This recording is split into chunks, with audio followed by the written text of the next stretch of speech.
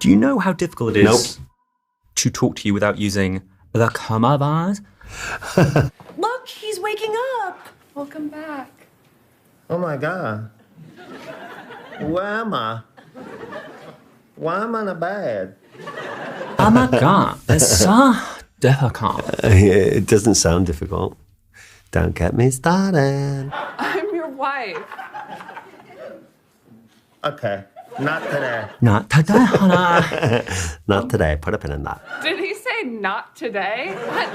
Honey, we've been married for 8 years. Let's just put a pin in that. Put a pin on that. Exactly.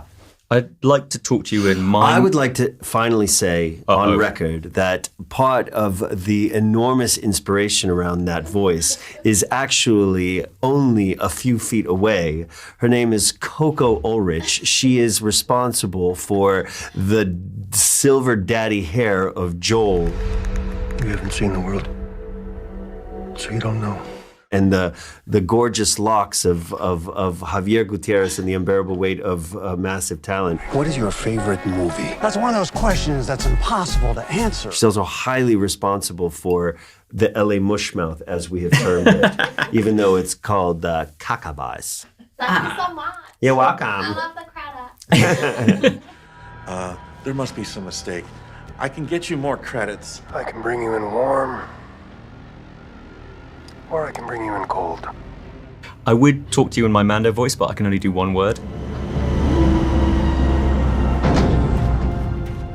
Which is wizard. Well, how was it? Wizard. That's all I can do. Try again. Wizard.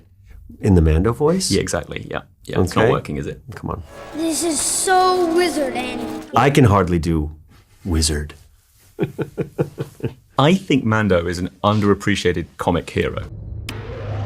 Stop touching things. Like, he is funny so often. Yeah. Don't play with your food. Please agree with me. I agree. When he's going through all of his weapons and putting them in that tray, I know everything that's in there. when he's delivering the one-liners, Yeah. Nice to see you too. do you feel like people calling him some sort of stoic, bounty hunter killer? No, he's a very funny dad. A comic genius. Yeah.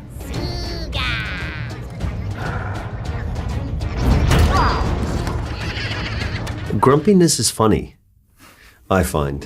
You stay right here. You stay. Don't move. You understand?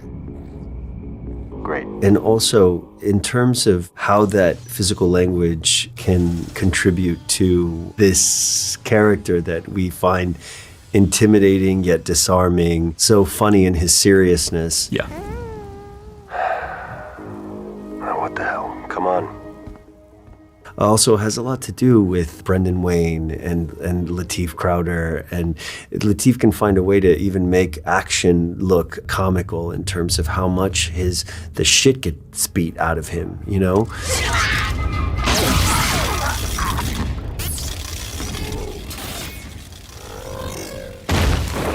And the unloading of the weapons, particularly in that scene, being Brendan, and this kind of trinity of physical casting around this character, I have to give them credit because very often I'll build off of what Brendan's done. Mm-hmm. I don't know how much he's studied, my physical movements, but we're definitely in this kind of dance together on it, yeah.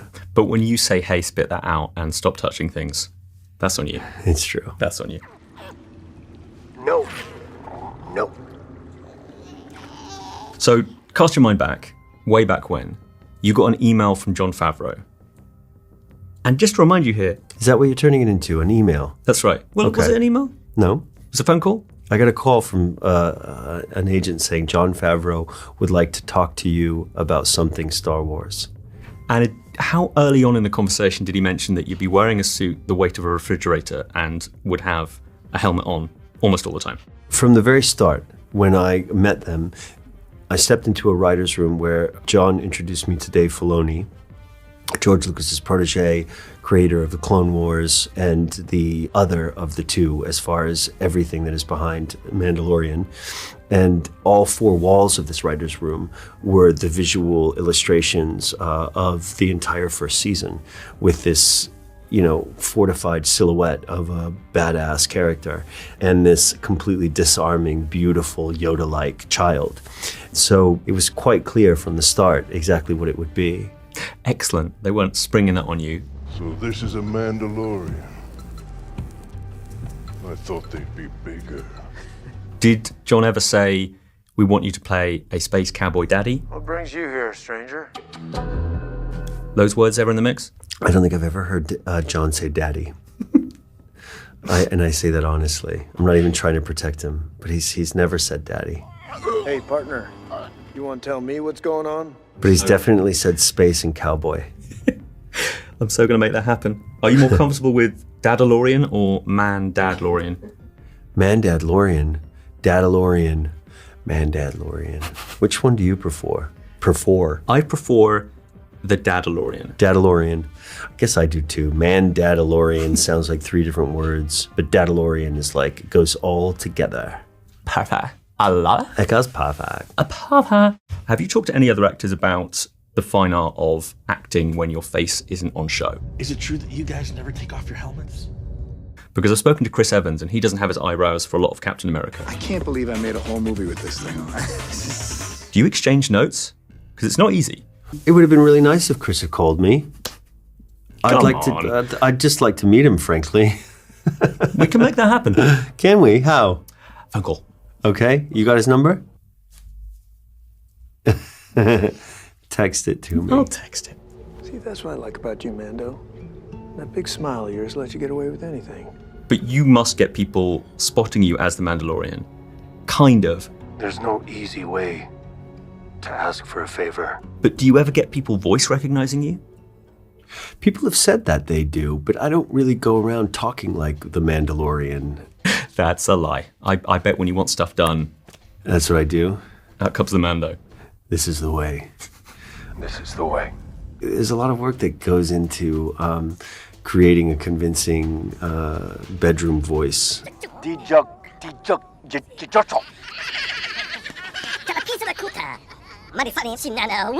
It surprisingly isn't something that I can do on command. What? Yeah, unfortunately. You understand this?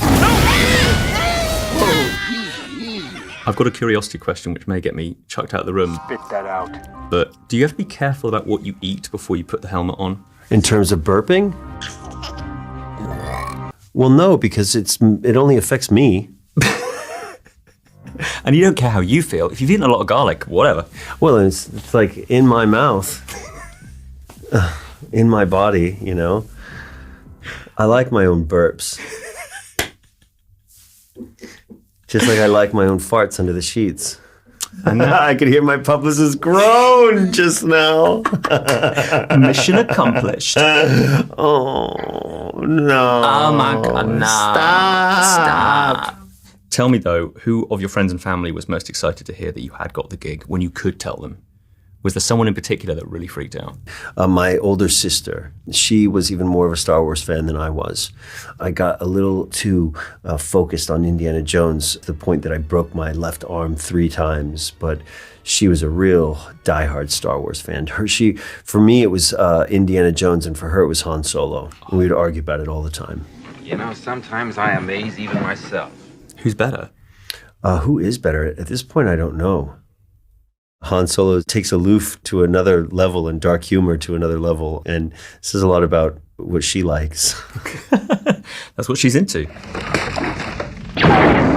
Boring conversation anyway. But was she ever expecting you to be hanging out with Grogu? Was there any sense, even in her wildest dreams, that you'd be hanging out with Baby Yoda? Because that, to me, was, oh, this is something special. I kept that secret. I didn't even tell my sister. It's the only secret that I've ever kept in my life, so careful what you share with me. Okay, noted. Noted. Why do you think, though, and this is a tricky question, The Mandalorian has been such a success? Because I don't want to make your mind explode here, but it's unbelievably huge. Yeah. They all hate you, Mando, because you're a legend.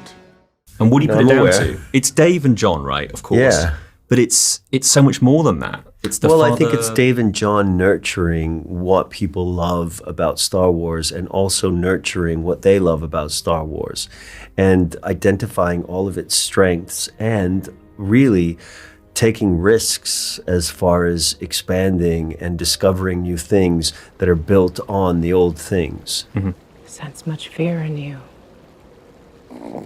So there's a lot of respect and understanding to the thing that is so beloved to fans. And fans know when they're being overserviced.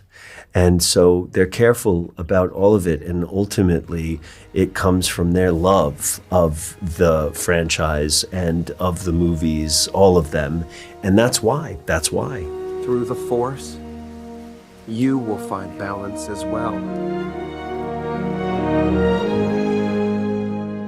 I've seen you at Star Wars Celebration. That love is real. Yeah, it's like beautiful. Fiery energy. Being on the receiving end of a jet. A fun jet. Yeah.